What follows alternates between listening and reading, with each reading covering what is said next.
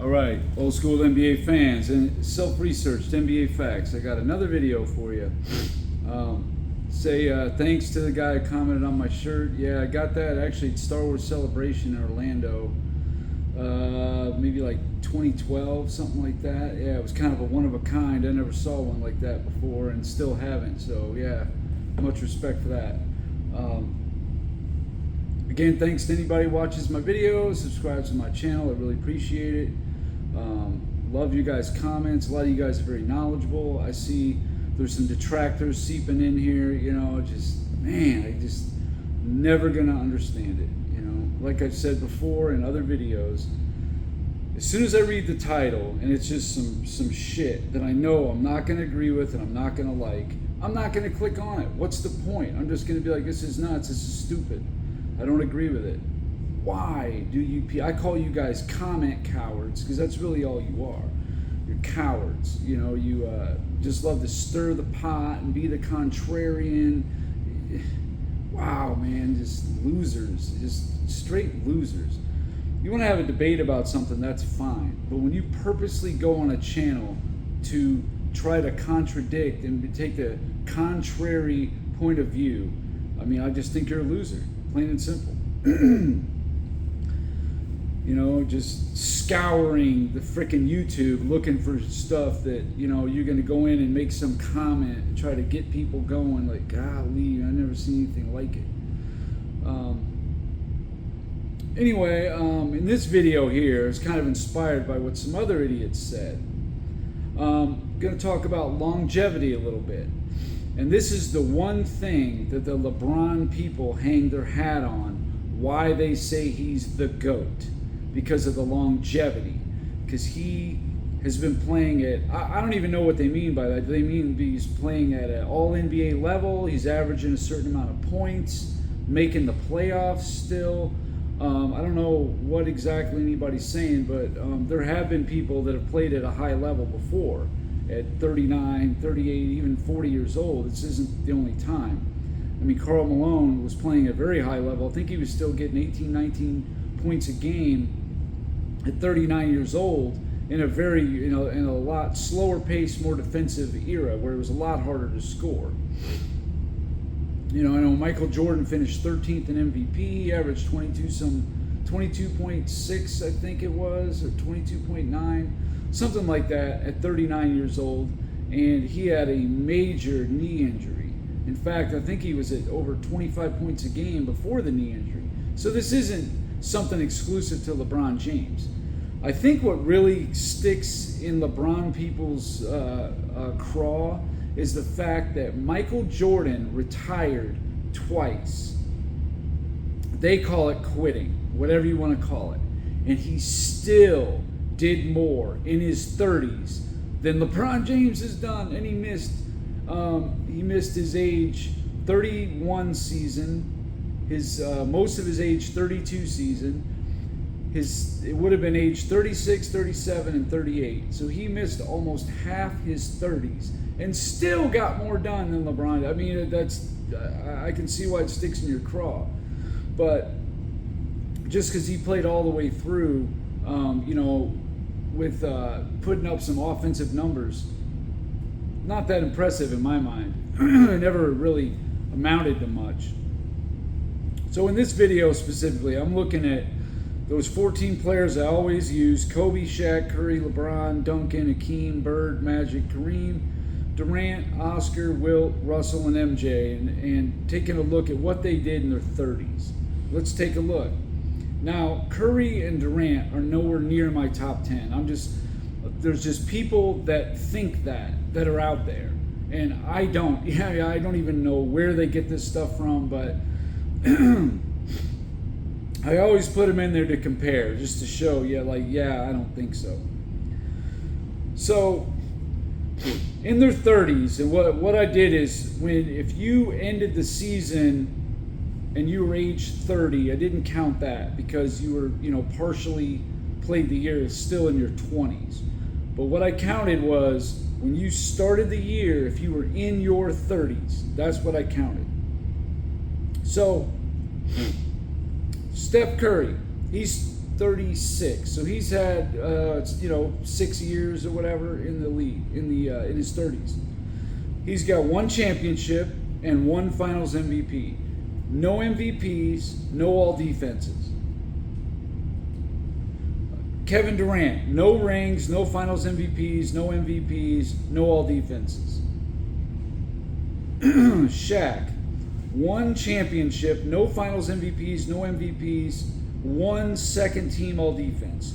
Kobe, 2 championships, 2 Finals MVPs, 4 first team all defense, and 1 second team all defense. That's a solid resume for just looking at your 30s. LeBron James, 2 rings, 2 Finals MVPs, no MVPs, no all defenses. So Kobe actually did more than LeBron did in his 30s. That's a fact. Now I'm not counting like all stars and that kind of stuff. No, or squeaking into a 3rd team all NBA. You can manufacture that stuff. Playing good on both ends is what I'm talking about. Not just on one end and resting on defense. No, it's not at all. Tim Duncan has won 2 championships, no Finals MVPs, no MVPs, 2 first team all defense, and 4 second team all defense. Solid, very solid resume. Hakeem Olajuwon in his 30s, 2 championships, 2 Finals MVPs, 1 league MVP, 2 defensive players of the year, 2 first team all defense, 2 second team all defense. Very, very impressive. We want to talk about longevity. Olajuwon should be in that conversation as well. Larry Bird retired at 35. He didn't have any of that stuff. Magic didn't either. He did win 1 MVP at 30, but he retired at 31. So I'm sure he probably would have got more stuff. Kareem has won 5 championships in his 30s. Obviously, gravy training, a lot of that with James Worthy, Byron Scott, Michael Cooper, Magic Johnson. He was part of it. He won 1 Finals MVP, 1 MVP. That was in 1980. 3 first team all defenses and 2 second team all defenses. So I'm not saying like Kareem was, just not that important. No, he was huge. He was very important. But there was just so much firepower on that team is what I'm saying. He retires in 89. The record actually goes up the next year. Now, I know he was older, but anyway. Oscar Robertson won 1 championship, and that was kind of on the back of Kareem, kind of the opposite. No Finals MVPs, no MVPs, no all defenses. Of course, not till I think 69 is when all defenses came in. Wilt Chamberlain was pretty good. He retired at 35 years old, won 2 championships, both his championships, 1 Finals MVP, that was in 72, 2 league MVPs, 2 of his 4. I think he got, a lot of the all defenses were not eligible, but I think he did grab 2 second team all defenses in his 30s. Bill Russell in his 30s. He retired at 35, so he had 6 years in his 30s, I guess you could say. 5 championships, 1 league MVP. There was no Finals MVPs or Defensive Player of the Year, All Defense, none of that. I think actually his last year, 69, was the first year of All Defense. Michael Jordan, 3 championships, 3 Finals MVPs, 2 MVPs, and 3 first team all defense. One of, if not the most impressive resume in the 30s. The only player to have 3 or more rings was Kareem, of course, and he teamed up with Magic and all that. But the most Finals MVPs of any player in the 30s, bar none.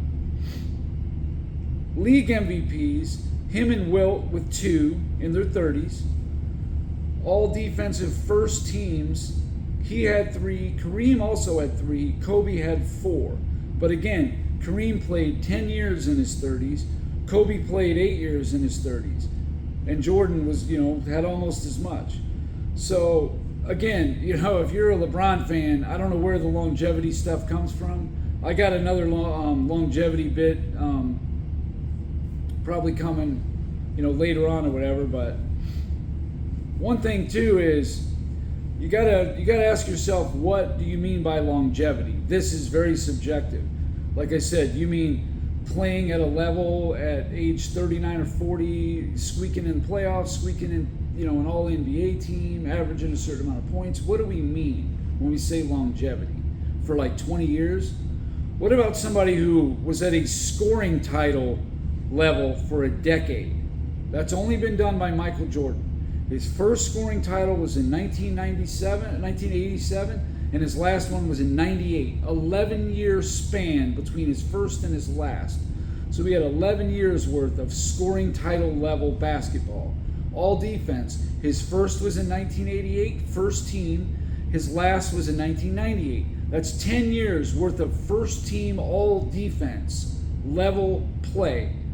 And then MVP level. His first was 1988, his last was 1998. A decade worth of MVP level basketball. Kareem was the second closest. He was 71 to 1980, 9 years apart. I think it was Allen Iverson and Wilt had the biggest gap in scoring titles. It was, I think, 7 years, where Jordan's got 11. And I think the all-defense first team was maybe Duncan. I think maybe he was like 12 or 13, longer than Jordan's. But I'm just saying, scoring title, MVP, first team all-defense, 10 years worth of that level. That's longevity.